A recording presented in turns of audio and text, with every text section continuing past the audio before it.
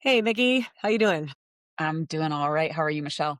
Well, we are here for another episode of Michelle and Mickey's performance podcast or performance playbook. And I have to say, so I was out walking my dog this morning, and as usual, I was listening to a podcast. And Joel Filial, he puts out this like random podcasts at times, but he just did one that came out, I don't know, within the last week or so. And it's interesting. I love listening to like high level coaches and like what they have to talk about, and then figuring out how do we reframe that so that we can use the information that, because he's largely targeting, world class level athletes, and we are largely working with age group lifestyle athletes.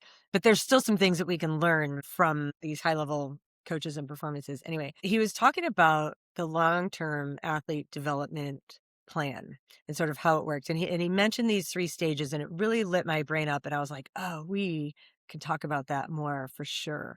Anyway, the three stages he was talking about were number one, learning to train, number two, training to train, and number three, training to win.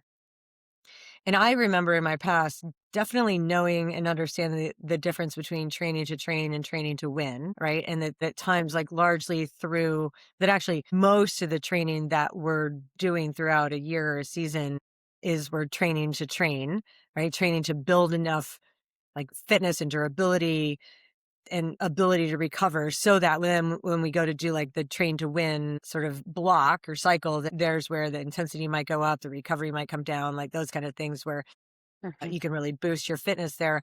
But one thing I hadn't really considered in that whole framework was the learning to train part, which is clearly, obviously the first piece of that. And it got my brain thinking, I'm like, oh, there's so many avenues that we could go into exploring this whole learning to train thing. And I had thought about a lot of the athletes that I work individually with and thinking Mhm. they want to jump immediately to like training to win, right? Like Mhm. just jump into the training that's going to make me better coach. And I feel like largely then and I get excited about that too. So like I don't want to just like blame the athletes. Like I like Of winning. I course. like it when Yeah. my athletes win. Like like that kind of training is fun and exciting. And then when I would thought about like the learning to train piece, I'm like, oh yeah, we skip over that a lot. And we should not. I think we take it for granted. That's what it is. Like I, as an athlete my whole life, totally take it for granted that people understand how to train. And then I realize that they don't. So anyway, So no, I take it away, Mickey. yeah. Well, it's interesting. And so I can come from this from a personal kind of light perspective, and then also as a coach. And I think so. I'm a data seeker, right? A knowledge seeker, and so I think, like for example, when I got into Ironman triathlon, I immediately hired a coach. And you've worked with a lot of different coaches too. So Yeah.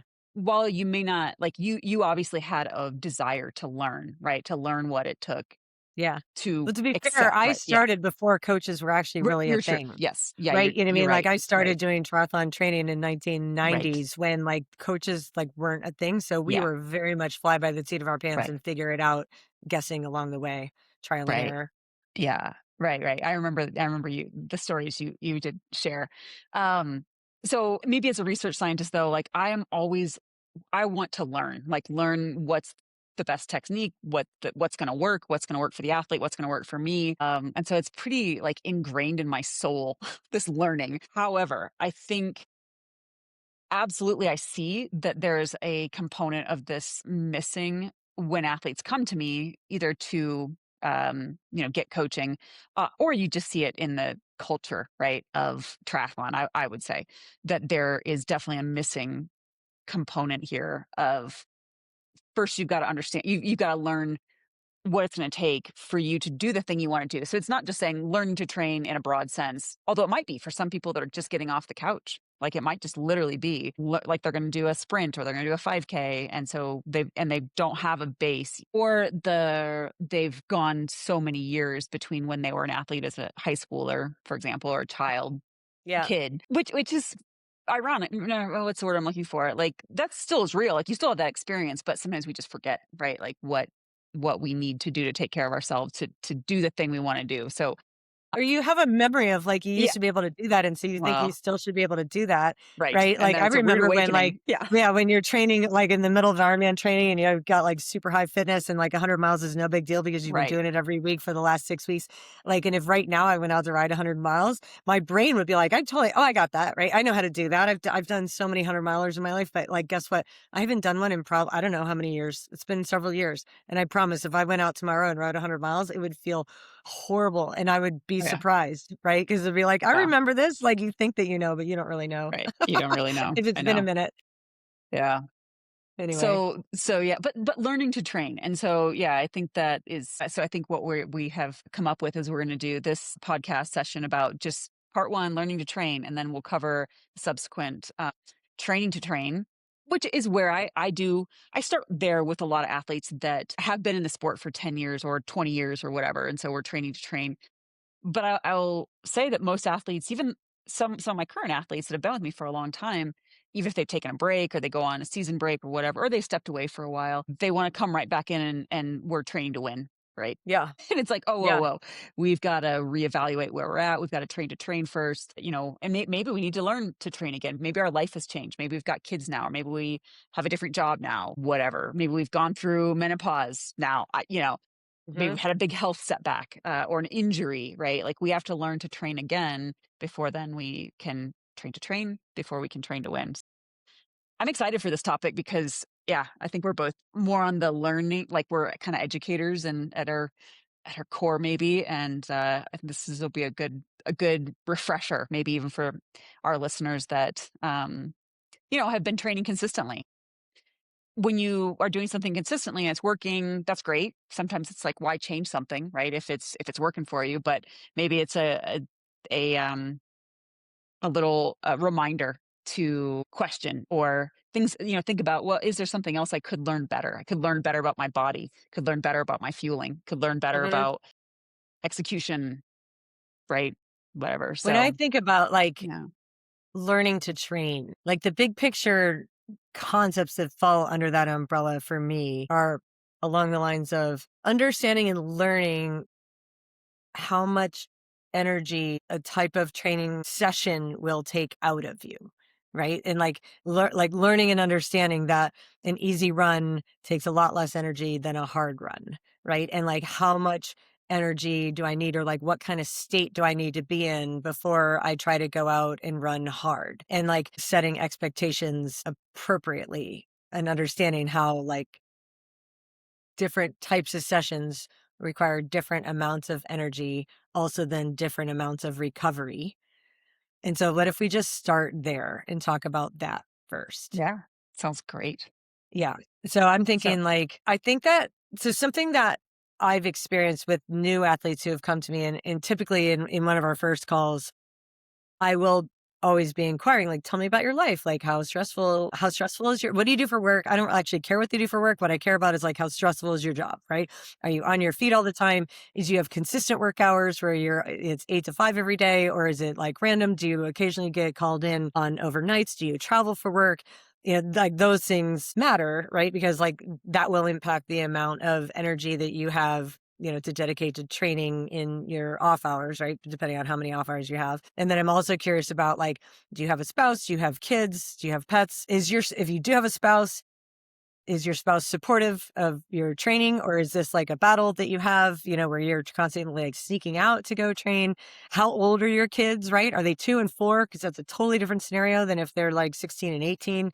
It's like those kinds of things. And the reason that I'm asking that is largely along the lines of making sure that the athlete and I are on the same page about how much extra time and energy they're going to have to devote to training. And I think that sometimes, so like at least my experience, what I've seen is that some athletes vastly overestimate oh yeah, how much free time they have and how much extra energy they have. And then once we get going and we start the training process and they have like their first couple of weeks, that they realize that like, "Oh, this is way bigger than I thought it was gonna be." And even when it's, like, not that big yet, even when it's like, "No, this is, like, right. week 1," right? Like, this is gonna build like, in my mind, I'm thinking, "This is, like, the bare minimum, and, like, it should grow from here." And when already if they haven't established, like, the routines and the it's really like habits and routines that need to be Absolutely. established so that they're not spending energy on like just creating the habit, right? Then that might be Right. like a mountain to overcome in the beginning. But I feel like largely athletes overestimate how much time and energy they have, and they underestimate how much time and energy endurance training is going to take, like in their lives, unless they just absolutely love it and are obsessed by it, in which case it would take less energy anyway, right? Because they'll be like, they didn't have to like conjure up a bunch of energy just to get themselves off the couch and out the door. Because Right. sometimes, like, that part That's is, like, the biggest hump. yeah. Like, the biggest hurdle is, like, just get out the door, and then they get out and they're like, "Oh, I actually felt better." But then when they realize, like, the accumulated fatigue that comes with training, like, maybe 6 days a week now you're training, and, like, learning how so, like, in my mind, when I think of, like, learning to train, it's really the first thing that comes to is, like, it's not even really, like, learning to train, but it's, like, learning how to fit training into your life. Right. But yeah, I agree. I think I see commonly another, maybe a slightly different variation of this, which is athletes that believe that I have the perfect plan. And so even though I encourage strongly to tell me what your life is like, right? Like, what do you have going on? And it can vary week to week. Like, use the notes feature in Training Peaks, use the availability feature, right? Like, let me know when you've got your grandkids, right? Because you don't have your grandkids every weekend, but when you have your grandkids, you can't train because they're Right, 2 and 4. And right. I still like I have one example. I have an athlete that I know that her life is very well.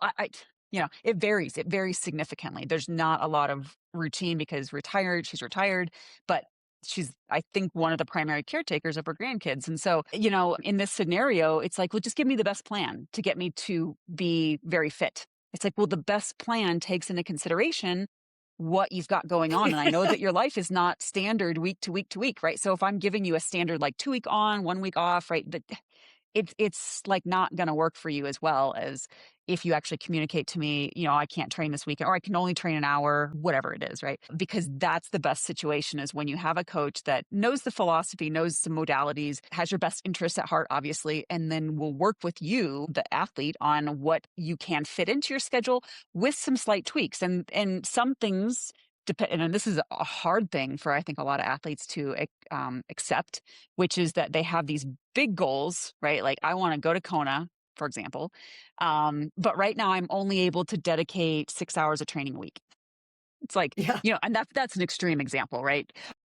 But the reality is like we can work a lot with the hours that you give, right? And accommodate the life stress, but then we might need to extend that goal much longer down the line because for right now you cannot dedicate the amount of time you need to get to that whatever it is, your A race, your B race, whatever. And so I see that as a thing too. Like the coach, if you are out there thinking, oh, maybe I'll hire a coach, like know that the coach is only going to be the best for you if you guys integrate, right? And figure out what's going to work for you, which might require either some tweaks on the end goal timeline or to your schedule, which I agree. Yeah, I think one of the hardest things um, for a lot of athletes is figuring out when the training will happen, right? And how they're accommodating the amount of extra fatigue that they are building with the rest of their life, like with the rest of their baseline stress. So I see that a lot too. That I think athletes think, well, if I don't put any commitments in or I don't put anything in there, this coach is just going to give me the best schedule, right? And it's like, but then if you do that, right, I moved this or I moved this long run right after my hard bike, or it's like no, we can't. There is a method to the madness, I guess. There's something else I was gonna say on that topic, but yeah, I totally agree. I think underestimating the time it takes and the time that they mhm, need to recover. Like, we still need yeah, downtime, right? Like, we still need to take into consideration. I've worked with a lot of type A athletes, which they will get up at 3 in the morning to get in a hour and a half trainer ride, and then they're gonna be on their feet because 'cause they're a doctor for 12 hours a day. They're gonna sleep for 4 hours, right? And they do that for a long time, yeah, and we don't see progression. We don't see an increase they're getting it done, they're steady, but they're not really making progress until we can accommodate, like, you need to sleep more. yeah. And that took a few years for that athlete to finally come to the, like, and it took me demanding to see in Training Peaks how many hours you're sleeping a night. Like, upload your sleep data, Yeah, right? And yeah, I'll give you more training if you can. But and this athlete ended up changing her job. She's still a doctor, but she changed companies where she didn't have to do a 2-hour commute one way. And that opened up a ton of time for her. It was a year-long process of figuring out a different job that would better support her goals and her training. So, yeah, anyways. I've had athletes do that too. And what's interesting is that, and this is like more than a decade ago, but I remember before I really understood how important recovery is to adaptation, right? Mhm, Like, I mean, I just was like many athletes were like, get it done. And the more you can do, the better. Right. So like, mhm. it was like, the more you did, you're like, more is better. Like that was a belief that I definitely held for a long time. But I think at the time when I was holding that belief, I had space in my life to train and recover. And so then when other athletes were sort of, I'll say like following my lead, but like they were training about as much as I was, but they were getting up at 3 a.m. to do it because they had other things going on. Like, but there were times where I would be like, wow, like what incredible dedication. And I would even praise them some for like the getting up at 3 a.m. to train.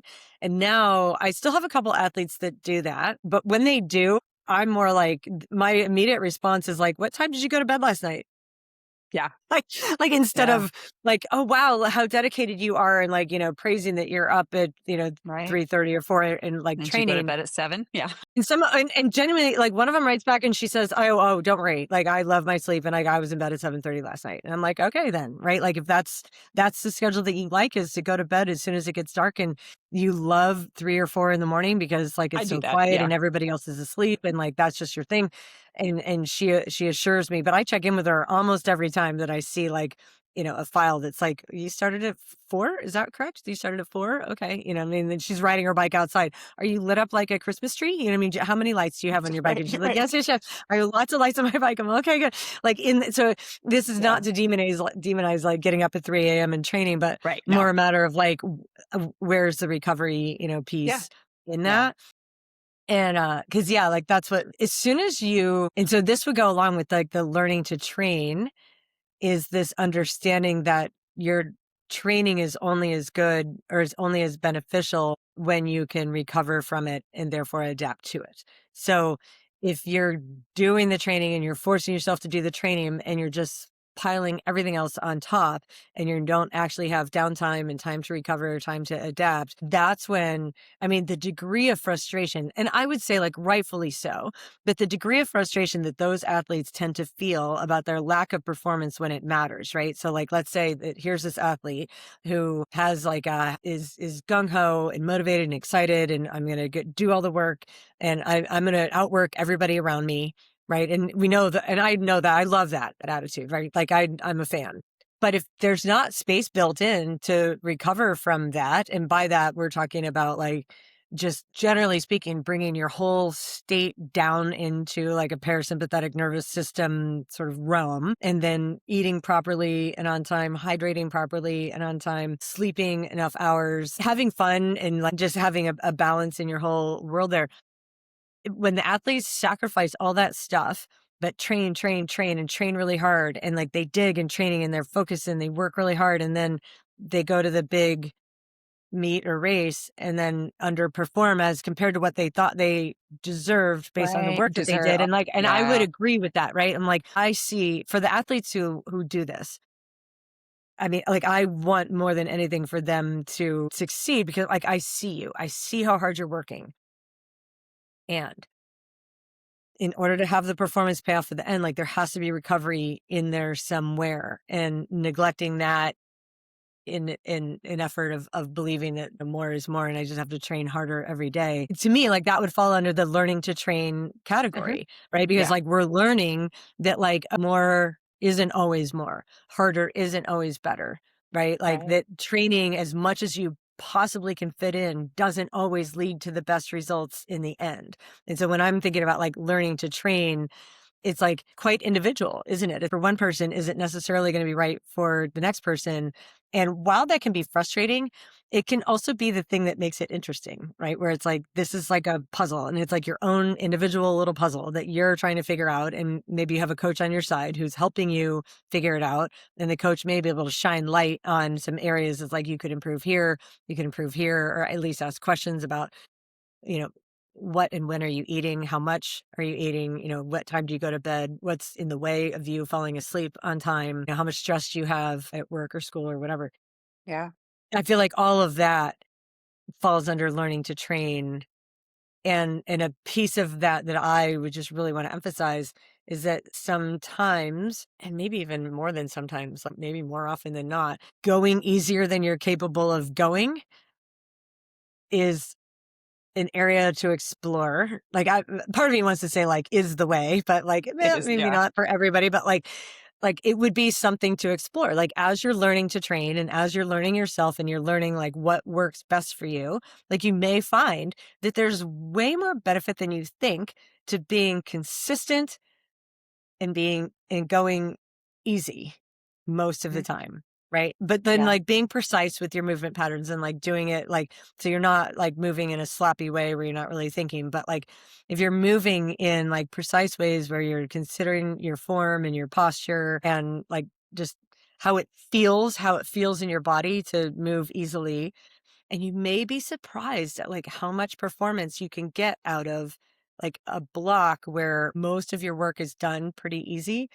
And part of the reason why there's benefit there is because there's less recovery time required for easy work, right? So, like, the harder you're pushing in the session, the longer it then takes to recover on the other end.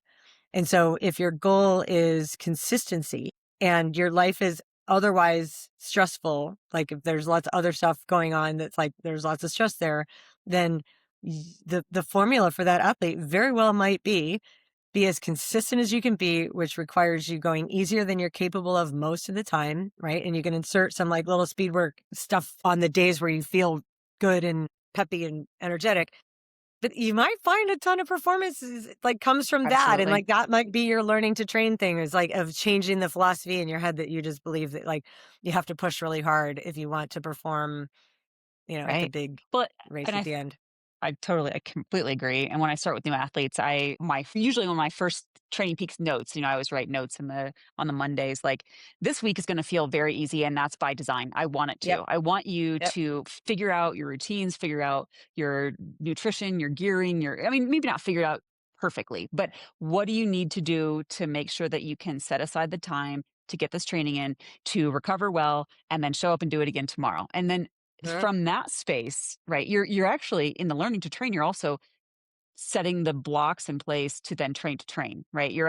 Right. You're not even yet you shouldn't be yet real. I mean, you can think a little bit on your race, right? Like you should have some modality, right? Like if you're going to do Ironman versus a sprint, right? Like there might be some differences in how what kind of what focus areas you need to pay attention to, but Mhm. for the most part, you're still just getting yourself ready to train, not yet to race. And so um I completely agree. I mean, we've talked a lot about like most people are just going too hard all the time. And that's not, I mean, if you think about when you're getting off, you're taking a big break, right? Or maybe you're getting off the couch for the first time, like just setting yourself up to not have a lot of fatigue so that when if you've worked out Monday, Tuesday, Wednesday, and like Thursday, if you've done those days hard, by Thursday, maybe you're really tired. But if you did those days easy Thursday, maybe you're like, oh, I'm kind of bored with this, right? Like the routine is hard but I feel fine, so then I can go do it. So it's Mhm. really just lowering the activation energy to get the routine in place, so that you can then add on the intensity later, more work later, more volume later, maybe. Mhm.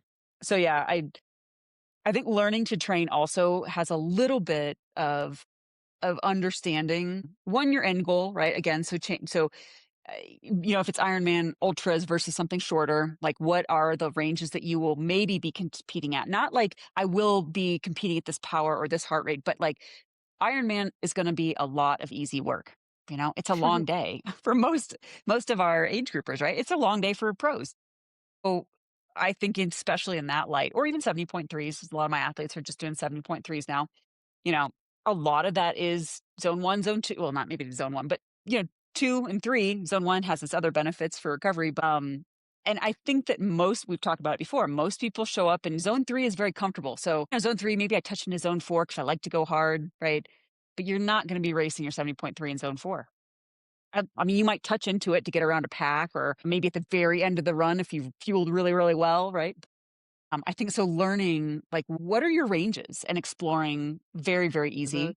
and then maybe going very hard, some neuromuscular work, when you're ready, but not in the first several weeks, maybe shorter Mhm. if you're younger, but like if you're, in the master's category, give yourself a month, 2 months, right? Maybe pepper in neuromuscular work, yeah, that's what I wanted to say. Not yeah, neuromuscular work. It's neuromuscular. Sorry. Yeah, yeah. To spice things up a little bit and give your legs some activation, but yeah, it needs to be easy for a while. I like early on, I don't wanna call it like testing, but it's more along the lines of like, I give this session to athletes largely to help me learn what their level of sort of self-awareness is on like Mhm, pacing and how to do it according to like their fitness and how they feel that day. And so again, this would mhm, fit into the whole like learning how to train mhm, category. And it was interesting. Joel Filial talked a little bit about this in his podcast today too, because he was talking about progressions.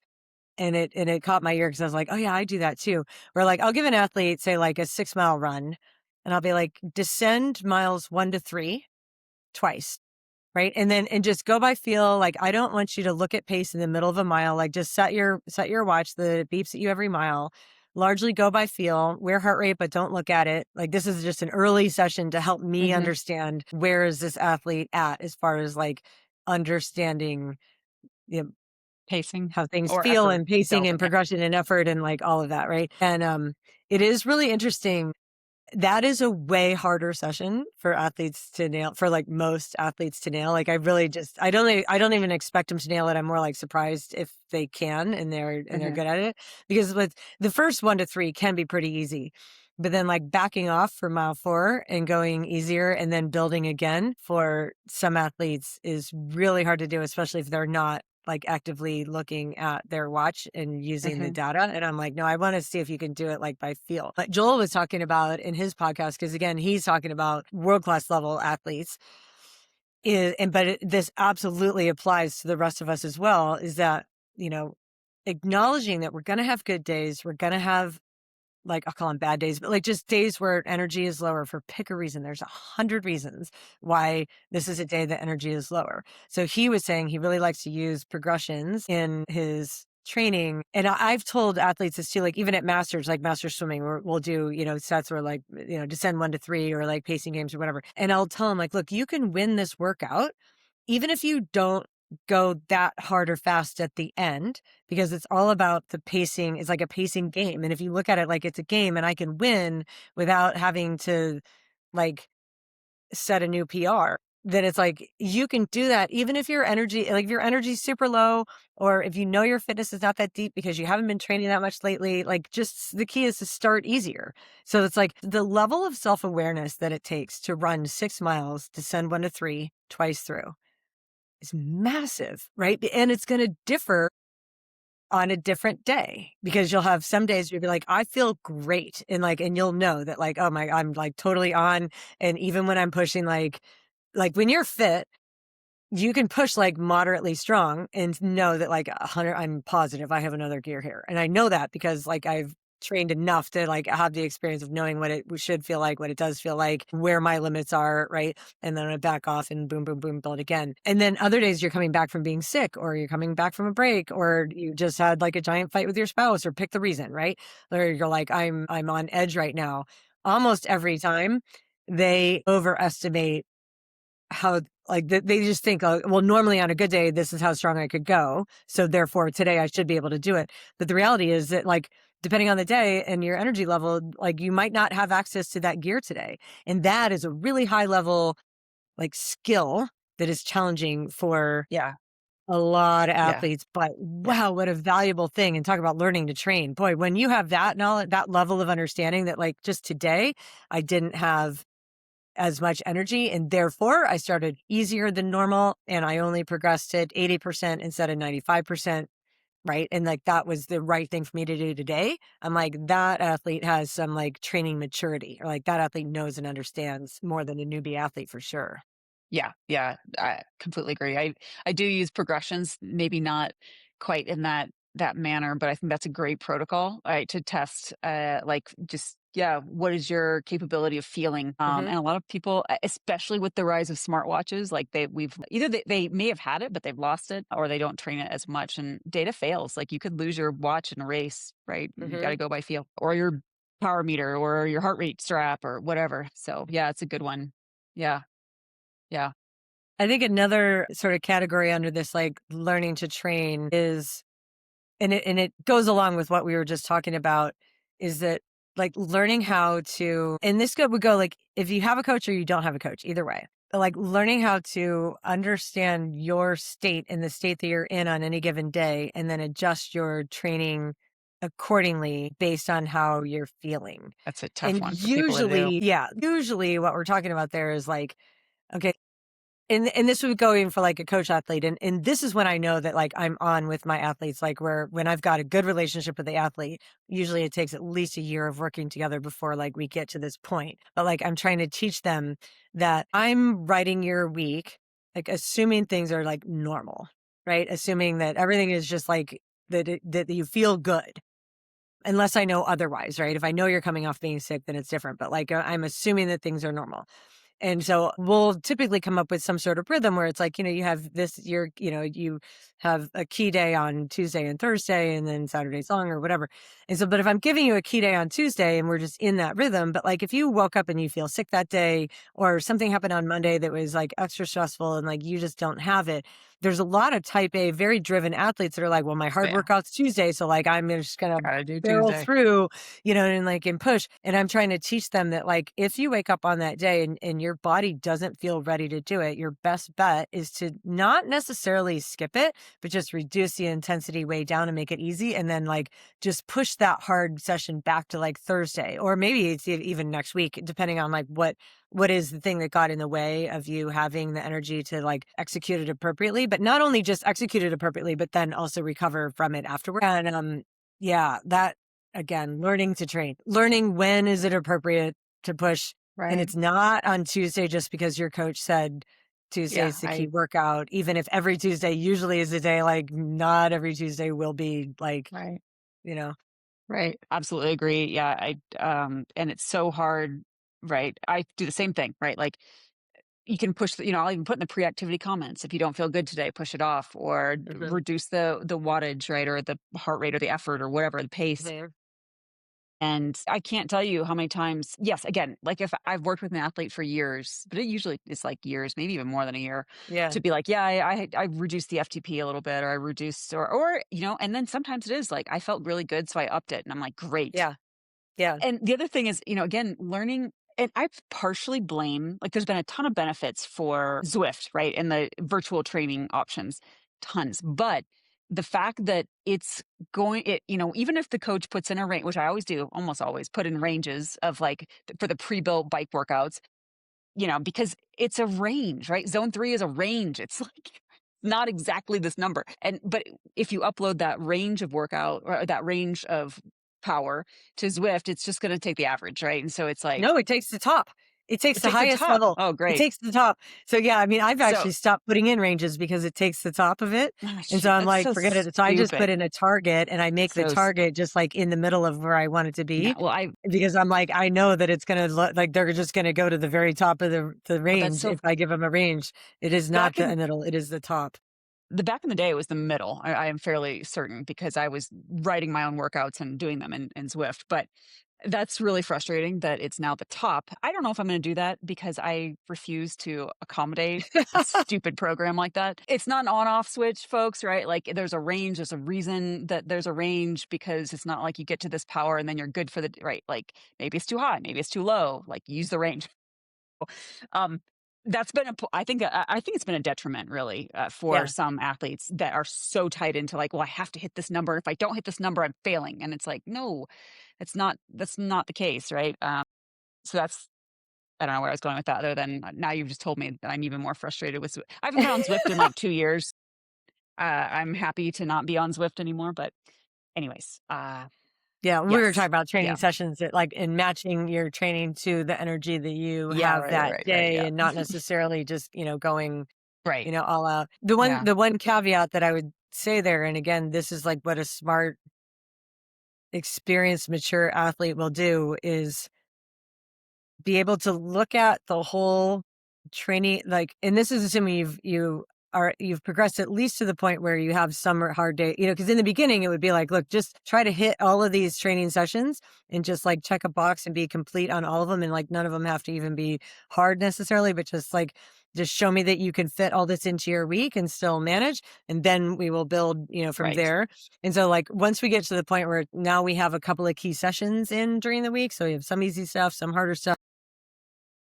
The thing to in training to train, even if it's a day that you happen to feel great and you know that like, oh my God, this is just amazing. Like I have special superpowers today. Yeah. Like it's a full moon or I don't know, whatever. Like I'd feel really good.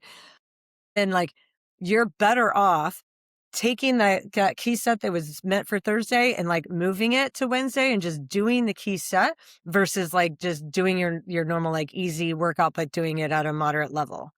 Yeah. You know I what I agree mean? with So, that. like, Yeah. just actually, like, do like, if you feel great, just do your key set that day, and then, like, keep then, like, move the easy to when the key set was going to be and let it still be easy. Because I do think that, like, a giant mistake people make is, like, it was an easy day, but I felt good, so, like, I just went into, more moderate effort. Because what that will do is it will just take away from the key work to do Yeah. later. Yeah. Or just, yeah, try to do, even though you feel great, keep it easy, right? Because then maybe you're going to feel even better Yeah, the next day, right? maybe. Because Yeah, you've had like 2 days or whatever. I'm making it up, but yeah, either shift it and like do the hard day, do the targeted session on the day you feel good, or check the ego, right? And do your easy, keep it easy and move along. yeah, Yeah.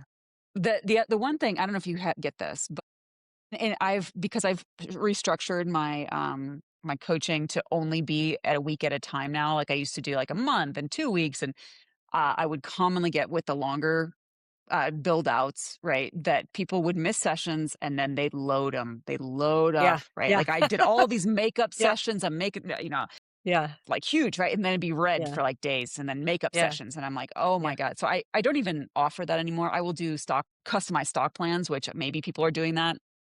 I hope not. But now I always recommend, right? Like if you can maybe move a few, right? Like if you don't feel good on a Tuesday and you've got a key session, you can move it to a day you do feel good, but then you're letting something else go, right? Like you're not going to double up, Mhm. right? So it's like, and I do say like if you've got questions or you're not sure, like reach out and we'll rework it.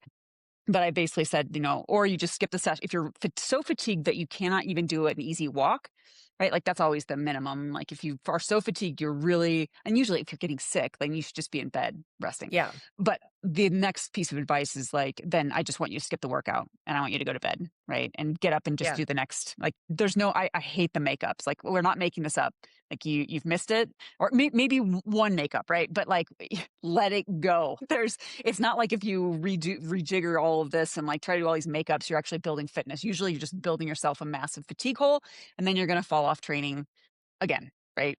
mhm, So mhm. anyways, yeah, learning to I feel train. like That's a all we're component of doing is we're learning. just learning how to train, we're learning. Yeah. The other thing, like, I really wanna emphasize, and maybe this comes from, like, all the mindset work I've done with the high school swim team I've been working with this year, that a lot of times, like, looking at learning how to do all this stuff, like, when we fail, you just look at it as, like, it's just information, it's It's just just, learning. yeah. You just learn something, right? That it's not a failure on, like, you as a human or you as it's more of, like, so like when all of these lessons that you and I are talking about are lessons that we've likely learned personally ourselves in the past, right? Because like we made all those mistakes before.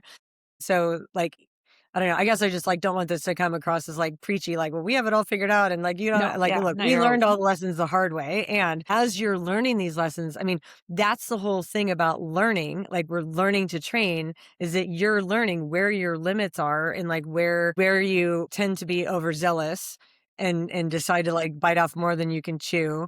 And that's where a coach with an outside perspective and more experience can come in and help you see to be like, I mean, I've had an athlete she's like in her 60s and had done like a year where she had a really good year with 2 Ironmans in the year, right? Which is like, I mean, 2 Ironmans in a year is a lot if you're 40, but like, you're 60, it's a lot. And she was so pumped, like she was on such a high after the second Ironman that she comes out with like 3 more Ironmans in the next 12 months that she wants to do. And I was just like, and I'm trying to like, just like yank the rope like back in, you know what I mean? But and that part's really hard too, right? Because like she's hyper motivated, like she's not considering the level of fatigue and she's forgotten already, right? It was just like, I don't know if that's Mhm. a protective mechanism that our brains Right. do, where you just like forget how much fatigue is Yeah. involved in like an Ironman build and how much fatigue is involved. And I thought, you haven't even come down from this last Ironman yet. You haven't even hit like the nadir The of low. Yeah, energy yeah. that is about to Yeah. come. And it's like, and now you're already thinking that you want to do 3 more next year, which puts like 5 Ironmans in 2 years, It's a which lot, is yeah. just like, oh my God, that's a lot for younger people who recover faster, And so I was Mhm. like, is there any way I can talk you out of one of those Ironmans, Mhm. And again, it's like a learning, maybe this is also us like learning to coach where we're like, I'm learning now where to insert like a degree of sanity, or like a sanity check in there and being like, oh, I don't know if that's like long term. Like and the thing is, I think what I ended up telling her was like, you might be able to do that. Like you might be able to pull it off. But I suspect that the level of like, if you don't get injured, then the level of burnout will be really high. And I also suspect that performance will also not be that high.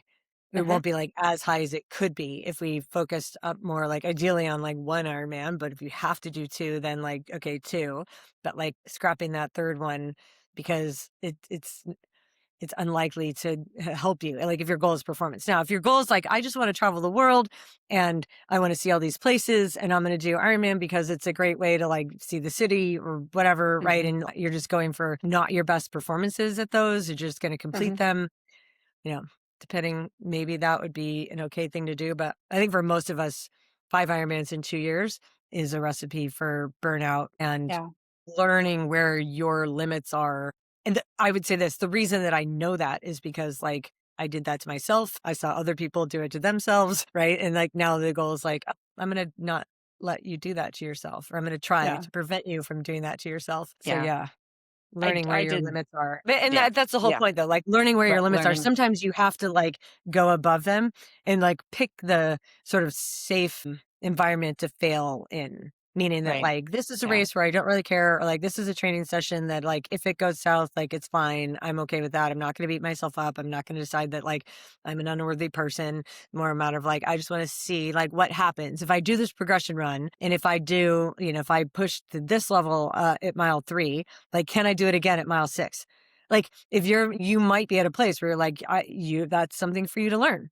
Try it. See what happens. Can you do it? Maybe you surprise yourself and you're like, oh, I'm fitter than I thought, right? I learned something. Or maybe I tried it and I'm like, oh my God, nope, not at all, right? Okay, you learned something. And if you take all of that as information, you're likely to be better off than if you take it as like I failed, I'm a failure, Yeah. It's a learning right? to Like, train your mind too, right? Like yeah. that's a lot of before you can train to train or train to race, like in this process you are learning, yeah, like how to manage your mind, right? How to stay present, focused in the session, but then letting it go, right? Hmm. Maybe do a little bit of analysis with your coach post session, right? But after that, it's like move to the next day. What did you learn, right? Like, oh, I didn't fuel well, so I felt like crap, so my power was low, instead of like, I don't have fitness, which is very common, right? Like, oh, I'm just not strong enough. I suck. I'm too slow. No, it's like actually you weren't fueled probably. Hmm. And that's where this can be. And I think every athlete, no matter their stage, right? We can always learn about our minds more and like what can we do to improve uh, our relationship, I guess, with ourselves and our sessions and our goals.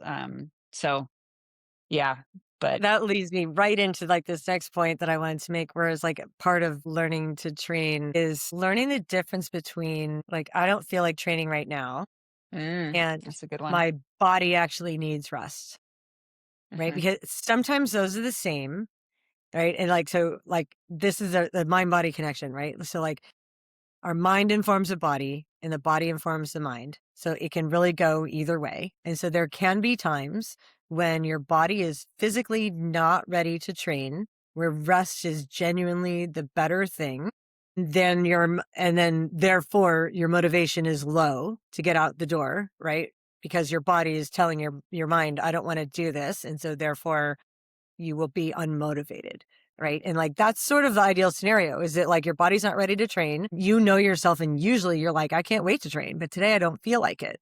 So like in that case, a good learning is that when your body is not ready to train, your motivation will be in the tank. And then therefore it's a good idea for you to not train. There are other people who like your body is fine. Your body is ready to train, but for whatever reason, your mind is not there because like of something else external in your world or your life that is making your mind feel like you're not motivated and not ready to train, but your body's good. Like in that scenario, if that is actually the case, then going out and doing the training is the right choice there, I think. However, it can happen that your body is not ready to train, right? But you are this type A athlete and you believe that like, I have to do it no matter what in order to be like, to make improvement or be good or to be worthy, whatever.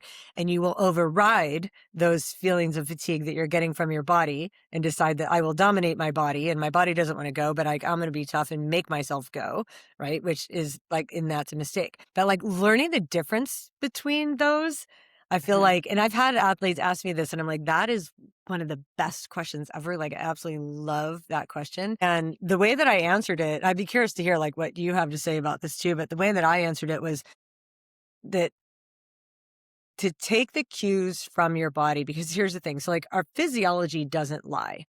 Our minds will make up stories and lie to us all the time, right? And they will make up stories going either way. It can make up a story that like, I'm too tired and I'm not ready to do this right now. Or it can make up a story to say like, I know my body's tired, but my brain is like stronger and I will dominate my body and overcome it and force my way through, right? Like either way. But if you're looking for high performance, like really what you're going for is to have your mind and your body be on the same page and to both, like when your body's ready to train, your mind is also ready to train. And when your body's not ready to train, your mind is like comfortable with allowing you to rest and like choosing to shut it down or go easier. And so measuring, because our bodies won't lie to us, but our brains will, then when you're making that decision, going with data from your body tends to be the right way.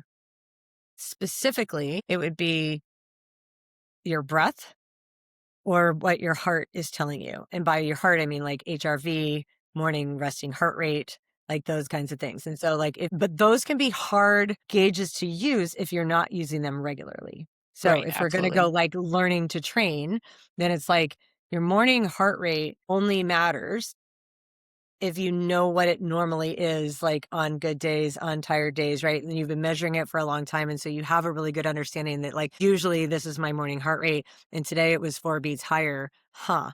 I wonder what that's about.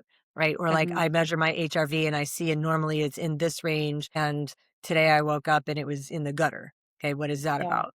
Right. The other thing that I've taught a lot of my athletes, and I really like this, but again, it's something that you have to practice and like learn how to do if you're going to use it like as an effective tool, but to use that like exhale test. So you're timing your exhale. So you like take a couple, like sit up straight, take a couple of normal sized breaths, and then take a big breath, like the biggest breath you can, hit the timer on like your phone or like, doesn't matter, stopwatch, phone, whatever, hit timer, and then exhale as slowly and controlled as you can. It's like through your nose, you exhale for as long as you can. The rules are no pausing, no swallowing, and no like feelings of anxiety or like freaking out. So it's just this long controlled exhale. You time it until you just run out of air. If you know what you normally can do there, what's super fascinating is that when your body is in a high stress state, your exhale test will be like cut in half, right? So like normally Interesting. Yeah. you could That go makes for say sense. like 50 seconds, right? Like normally like when I'm feeling really good, I can go for like 50 seconds and then like pick the stressful thing that happened. I can only go for 25 or 30. The breath is picking up stress from any source, like not just how tired am I from training, but like how tired am I from all the things, right? Like mental and emotional, physical stress, it's all the same, the way that your breath acts in response to that. So I have found that to be like for the intuitive athletes, like if you're like, I want to learn how to get the absolute most out of myself, then being very well acquainted with your exhale test because you've done it several times a day for several weeks. Hmm. And now you're like, oh, okay. And then start putting together the pieces of the puzzle. Like, what are the factors that allow me to get over a minute? And what are the factors that take me right back to 20 seconds? Right. Hmm. And it's Yeah. literally, it's being sick, it's being mad, it's being frustrated, being angry, being tired, like really tired. Like I just did a key interval workout, come home, do this exhale test. You will not do it for over a minute. Like, unless you're just like crazy fit and like super, like where your recovery is just so fast. But it's a Right. really good way to measure where your body It's is at. interesting. And then you can go and then like calibrate that with your brain. So like when your exhale test is short like that's a super legit reason like you need to rest or just go like super easy because your body's not in a place to go hard. But yeah, I feel like back to like the original question there is like, what's the difference between I don't feel like training and my body actually needs a break? Like, how do I know if it's a Uh-huh. smart, like, am I being a wimp by skipping training or am I being smart? Yeah. And it's Yeah. legit, right? Like, that's a legit, Yeah. So I take an approach. So what in general, I will say, start your session, right? Like get through the warm up and then make the call. I Mhm. feel like now that's not for my super type A athletes that would push through. Right, and I've had those as well, and that's a more challenging situation because, yeah, I once I know that about the athlete, I have to be more conservative sometimes with in my builds because I know that's do not have the capability of shutting it down, right? For athletes that it is kind of well, then there's like I don't know how to phrase this, like, I do have my athletes that are maybe more driven by the race, and they don't really like the training, right? And so for those athletes, there is more of a situation where it is like they just don't want to do it, right? So I think when you just get on, so it's like the activation energy, right? It's like getting out the door. And so I will suggest like get on the bike, get through the warm up, maybe do like one interval, but at a little bit lower intensity, see how you feel. Most of the time for the athletes that it's just in their head, they'll get through that and they're like, oh yeah, okay. I just yeah, it was just in my head. It wasn't in my body. But for athletes that are on the like not really sure, like if they're maybe in a little bit of a bigger build, could be fatigue or they've had some stressful stuff going on in their life, and it actually is in their body, then getting through the warm up, maybe even doing one of the intervals, even at a lower intensity, they're like, I just feel like crap. Then I'll say cut it. Right. Like just cut it session or spin easy for the rest of the time or run easy or do a run walk, which I'm trying to encourage more people to do because it lowers your heart rate and good for lots of different reasons. So that's kind of my protocol for the athletes that are kind of in that gray area of like, we don't really know if it's mindset over your body. But I mean, there's that phrase, right? Of like the mood follows action, right? And so if our mhm, brains are telling us like, it's been a long day, I don't want to do it, I'm all the stories. If we just get started, then our mood usually changes and it's like, oh yeah, okay, I'm glad I did. And almost everyone, 99% of the time is like, I'm glad I did it. Right. So yeah, there are also like the lifestyle athletes versus the super, sometimes I'll have a little different protocol for the athletes that seem to have a very big race goal, right? They're very mhm, motivated. Those also tend to be my more type A's. And then, I don't see as many of the like, I just didn't feel like doing it. Like it's really I was really tired. So then, and again, after a couple years of working together with an athlete, even if they are really driven type A, got big race goals, they will generally get the confidence they need to say, "Yeah, coach, I slept in. I needed the sleep." And I'm like, "Yep, yeah, you did." And yeah. that's where I want you to be. Yeah. Yeah. It's funny you say that because I have an athlete that I've been working with for a really long time, like, I don't know, 8 or 10 years, like a long time. And she's super type A, super like all the qualities. She has everything that you would want for as an athlete or a coach. But I remember early on, I mean, so she was check the box A plus execution. She would go easy she would do all the things exactly right. But on the occasion I would get a text from her and it would be like, hey coach, how important is this swim this afternoon? Mm. Right. You're And like, like immediately I would just know, like, if you are texting me, like what she's actually asking for is permission to skip it. Right. So she's not giving herself permission to skip it because she's like too type A for right, that. right, But it's right. like if she was motivated to swim or felt like she wanted, or even if she had like any energy to swim, her ass would have been at that pool swimming. Right. And instead she's like feeling the need to text me to be like, hey, how important is this? And I'm like, If you're texting me, it's not that important. You should go home and rest. Yeah. Like, Yeah. whatever it is. But interestingly now, because we danced like that for a couple of years, right? And it really was like, I just learned that like, if she's texting me to ask if she should do the session, the answer from me is you should not do the session. But, and now she gives herself that permission. Like now she knows when it's like, I really needed sleep. I had to sleep in and I slept instead. And I'm like, that's fine. You did the right thing. I do have other athletes that, I mean, this is totally an exaggeration, but like, I got a mosquito bite, so I couldn't do the run or whatever, right? You know what I mean? Or it's just like, Yeah. like you could. And so I think like as coaches, we learn Mhm. the difference between like, no, you should make yourself go. And then there's others that like it, some are looking for an excuse and some are looking for permission to rest. Mhm. Yeah. Right. Yep. And it's like, Yeah. but again, if we're following it, like learning to train, like learning, like which athlete are you? Like, are you the kind of athlete that needs to give yourself permission to rest? Or are you the kind of athlete that needs to kick yourself in the ass and get out the door? Right. And it could go either way. Sorry, we probably got some deer outside. It's that time of the evening. That's Yeah. okay. Let him bark. Yeah. Like Oh, a they will real life. bark. Yeah. Yeah. Yeah. I've enjoyed working with the full spectrum of athletes, right? In terms of those that I know that maybe need a little bit of a push versus those that are like very driven and I might have to hold them back a little bit. It's all, I think the most, they're open to learning about themselves and what they need, right? That's the key. It's like if they're not interested in learning about themselves and they just want a coach to like tell them what to do, I'm actually much less interested in working with that athlete because it's not actually producing the results that they're looking for because they're not willing to do the internal work to Yeah. learn, right? What their bodies need, what their life needs, what they, that component of learning is missing. And that's unfortunate. But the triathlon coaching market, as we know, is oversaturated, and there are coaches for everybody. So if that is you, and you're like, I don't want to learn, I just want someone to tell me what to do. There are coaches for you, but Yeah. probably not me Lots and of them, Michelle. probably. Lots of them. Yeah, yeah. There's like lots of So them. yeah, All right. yeah, So last piece that I have here yes, on like learning to train is largely around the like learning about the things that you need to do outside of training in order to set yourself up to do the training. And the only way really to learn this is like, trial and error, right? But like, and you learn over time. But specifically about like fueling and sleep, right? So like we did touch a little bit on sleep before about like with our athletes getting up at 3 in the morning or whatever, but with the fueling thing, learning, I had an athlete this summer who was training for her first Ironman.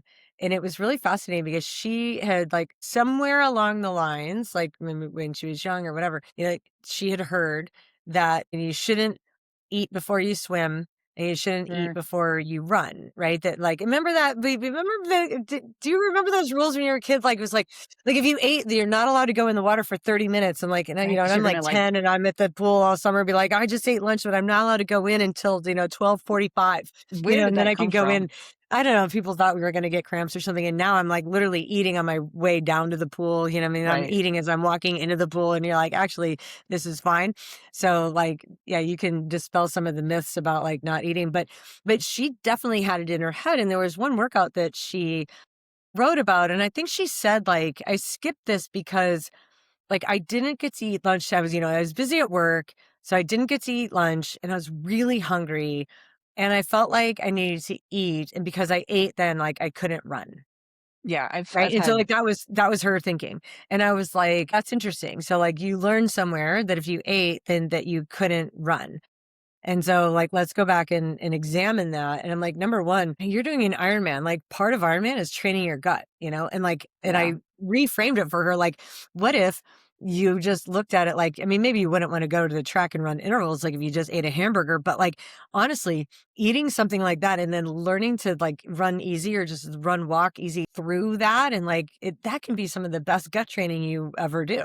yeah, Right. Where like, and I used yeah, to do that at times where like I would on purpose eat something that I thought this is going to sit in my stomach like a ton of bricks and I'm going to eat it on purpose and then go run or swim or whatever. It as a method or an opportunity to help my body and brain learn that figure like out. even when my stomach is sort of uncomfortable, I can still do this thing. And then you learn like Yeah, okay, so if my stomach is uncomfortable, it might last for 2 or 3 miles, but then, like, It's okay. it'll work itself out, and I might finish the run feeling really good. And so I was able to, like, tell her that, and she wrote back and was like, "Oh my gosh, like, I thought you," I mean, she genuinely just had it in her brain that you couldn't eat before training. And it's like, learn to train. Okay, so no, you should definitely eat before training, during training, after training, and then it's a matter of learning, like, what you, can and should eat. Interesting though, oh my gosh, so here's a story, people like stories, right? I had a kid swimming the 500. One of my more talented swimmers swam the 500 at a big meet that we had, over the weekend.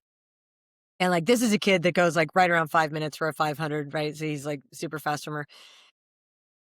And we were going into the finals, and we watched prelims the day before, so you kinda see, like, how people were pacing it and blah, blah, blah. So, like, I told him, I was like, and I thought, like, you might be able to win this, but also there's somebody else who can also go under 5 minutes. So, like, A, if you wanna win, which he did, and I wanted him to win, I'm like, you're 100% gonna have to go under 5 minutes in order to win this.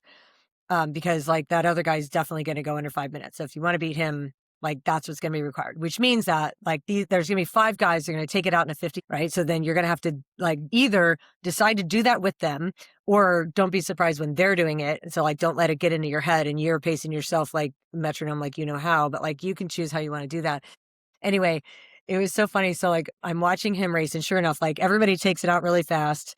And then there's really only like one other guy that was like capable of holding. So here's these 2 guys, and they're just like stroke for stroke, back and forth. You know, they took it out actually in a 55, and then come back and like right about a minute point, and then a 101, and they're shoulder to shoulder, and like everybody's standing up and they're like screaming at these 2 kids, they're duking it out.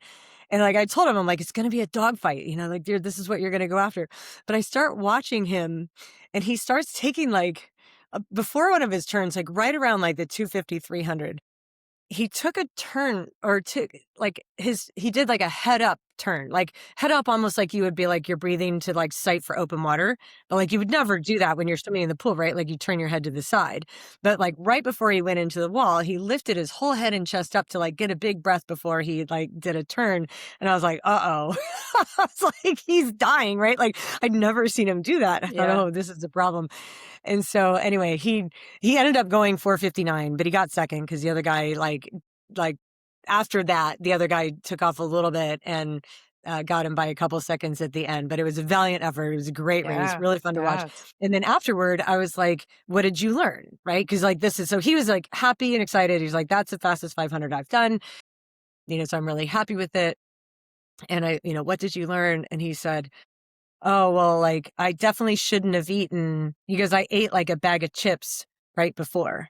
And he goes, "And it didn't, like, sit in my stomach." So he said, because I go, "I watched you do that breath." And he said, "Oh," he goes, "I thought maybe I was gonna puke." Like, so, Nice. because, like, he was working Yeah. so hard that he Right. thought maybe he was gonna puke, and he's like, "I was just trying to not puke." So in his mind, he was like, "I want a shot to race that guy again, because I feel like if my stomach was better, right, and I wasn't Maybe it dealing could, with, like, yeah. the nausea, that I think I could have held, like, a faster pace." Like, the thing that slowed me down was that, like, my stomach felt really bad. I was talking to my other coach before, and she goes, "Like, an hour ago, he ate 2 big pieces of pizza." And I'm thinking, "Oh, well, there So you go." Like, pizza takes forever to digest, right, right? digest, So, like, really greasy, even yeah. so, while I have been, like, preaching to these kids, right? Like, eat, like, don't be in a calorie deficit, sugar in between your events, blah, blah, blah. But, like, in my mind, I'm thinking that they understand the Like, that difference you between need, a piece like, of pizza and a banana, right? That, like, your body's gonna interpret that, like, very differently. So differently, with the yeah. cheese and the fat, like, it takes absolutely forever to digest. And when I heard that, but he didn't even put that together, right? So, like, and I didn't see him eat that pizza. So, like I wouldn't have known, except the other coach is like, "Yeah, he ate 2 pieces of pizza like an hour ago." I'm like, "There you go. That was Yeah. it," right? So it Which wasn't, he's thinking it's the chips, and I'm like, "It might have been, but yeah, also, like, but could have you been the ate, pizza." And so, like, next time, let's just, like, drink some calories, or, like, eat a banana, or eat some gummy bears, or, right. like, something that's way more Simple. like, simple sugar. But, like, I mean, again, file that away of, like, what a lesson to learn, right? That, like, you were there and you felt like you had the energy, and, like, you think you could have given that guy a better battle than you did had you not fueled it with pizza, but instead fueled it with, so it's not even just a matter of, like, learning to eat or learning to eat enough, but it's It's learning, like, learning which foods to eat and what timing of how that fueling needs to go in order to set yourself up to, either just not feel nauseous or just have enough energy to get through or recover or whatever. But that was just really funny. Like, it's like, And not to knock pizza. Uh, Yeah, that's I mean, and some kids might I mean, I remember going to track meets and kids eating pizza all the time and then going and doing a 400, right, and being yeah. fine. So, kids are I mean, I remember eating I have a stomach of steel, so I did some crazy stuff too, Yeah. and I still see it at ultra events, like, people will eat pizza, but you're for most people in ultra events, you're in zone 1, zone 2, and so Yeah. digest That's it's actually a good totally choice different than a because 5 minute it's gonna 500. last forever, right? Like, it's gonna last forever in your stomach, as long as you can trial that, but yeah, it's like what intensities, what are you gonna be racing at or training at? Hmm. And so, for me, it's like if I'm gonna do VO2 max, right? Like maybe I'm gonna have something simple in my stomach. If Yeah. I'm gonna go for a long, easy run, I can eat pretty much whatever. Like it's not gonna be a Same. problem. Yeah. So same with bike rides. I could eat a hamburger, I could eat steak, I could eat anything for like 100-mile ride. Yeah, whatever. Yeah. Anything that goes Yeah. in is fine. Yeah. So, yeah, but learning what your stomach can handle and then experimenting it with it. And a lot of athletes, I think, in the coach in like the age group, right, or lifestyle or whatever, they've had a bad experience with something, and so then, of Hmm. course, well, I can't eat that before I run, maybe it is, maybe I can't eat that thing, but I can eat something else, right? So maybe it is, I can't handle scratch labs, but I can have Cliff Bars, right? Like, but so many athletes will just take it as I can't eat anything, and so therefore I'm not going to fuel, or I'm going to fuel less, right? When it's really just it's the sugar substrate that you need to change up, right? Or maybe it's Hmm. adding a little protein, or yeah. Hmm. But trialing that is part of the Yeah. learn to train, learn what you Well, need and the to other fuel your thing body. to keep in mind, and this is a really important point, is that the the way that our body is able to absorb and digest different substances is largely determined on the state that our body's in when we ingest that substance. And like we know this, and like the way that I figured that out originally, this is again years ago, I learned from my athletes and like their experiences. Like if they're sharing with me, I'm like, I'm gonna learn.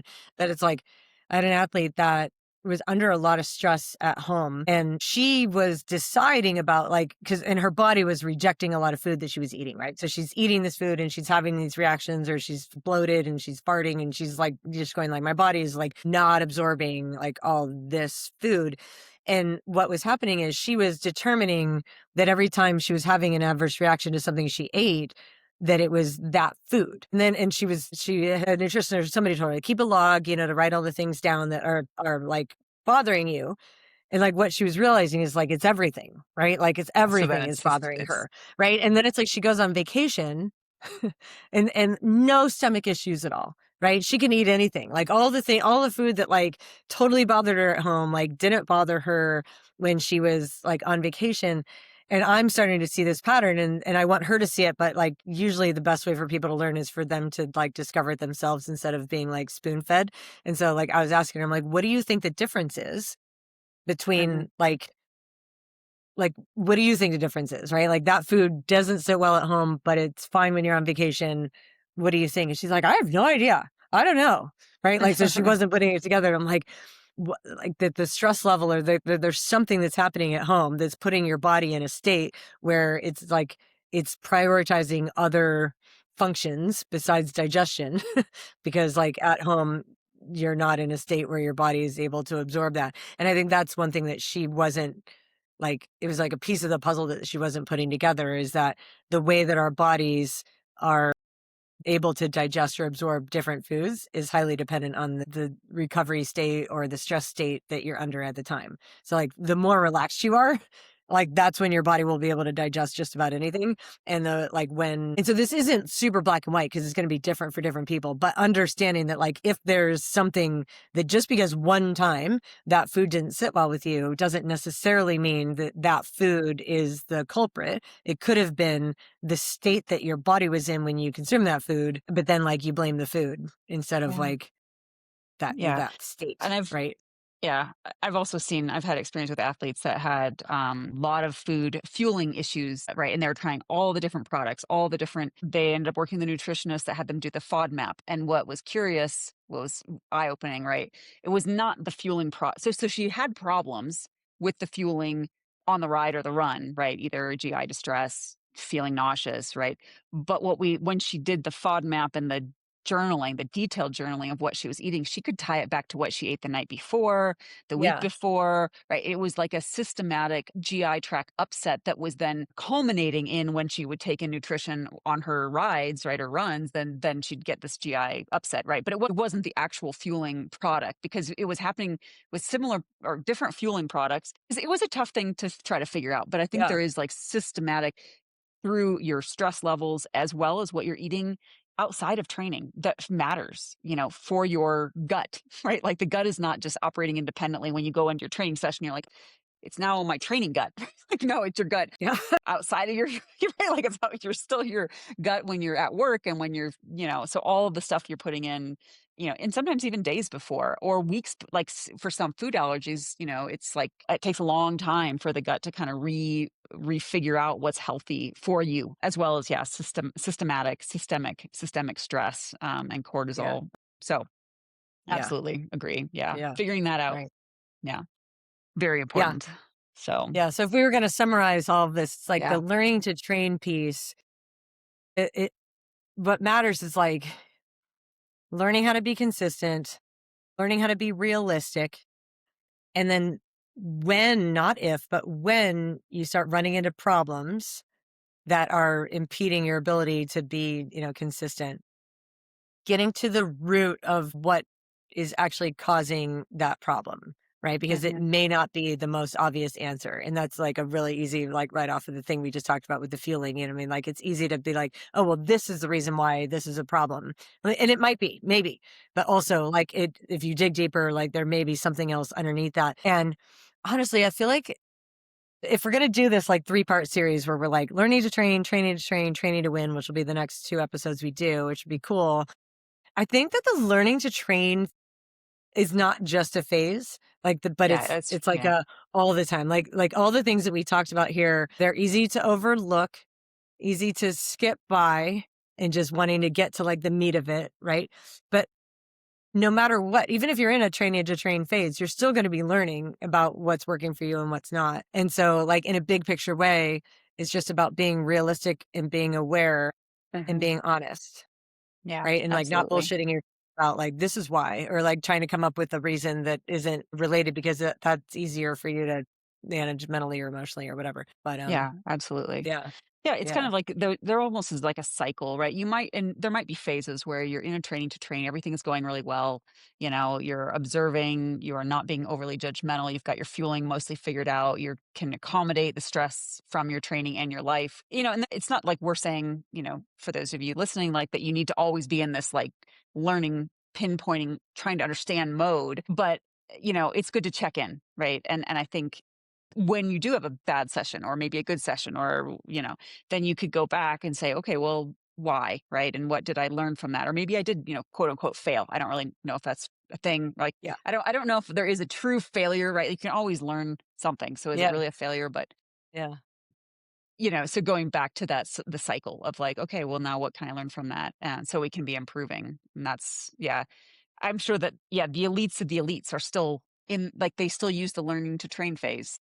yeah, yeah, Hopefully, if they're worth, if they're worth anything, right? If they're performing well, they're also continually learning about what's working for them. So, yeah, right. yeah. And I think Yeah. that's it. Like, when you've learned to train, that's when you're like, "I'm confident in the decisions I'm making about, like, when I'm doing what and how much and all of this." Even then, like, you still might get it, like, a little bit wrong, like, at times, but it's like there's a level of maturity that comes along with, like, having learned how to train that, like, let go of my ego to some degree, and, like, I'm confident in the decisions I'm making on the day based on what I know about myself, and I'm confident that I know myself well, and that I'm making the decision for the right reason and not because of, like, Yeah.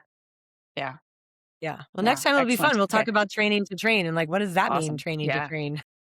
I Sounds love training. great. By the way, I I know. love training to train. Yeah. No, I'm that's where I am too. And I think there's big differences, so which we can get Mhm, into about and how athletes fall on the spectrum there. And it sometimes shows, mhm. a lot of times it shows. So, Yeah. all right. Great discussion, Michelle. I look forward to our next one. So, Alright, sounds good. all right. Take care, all. Bye.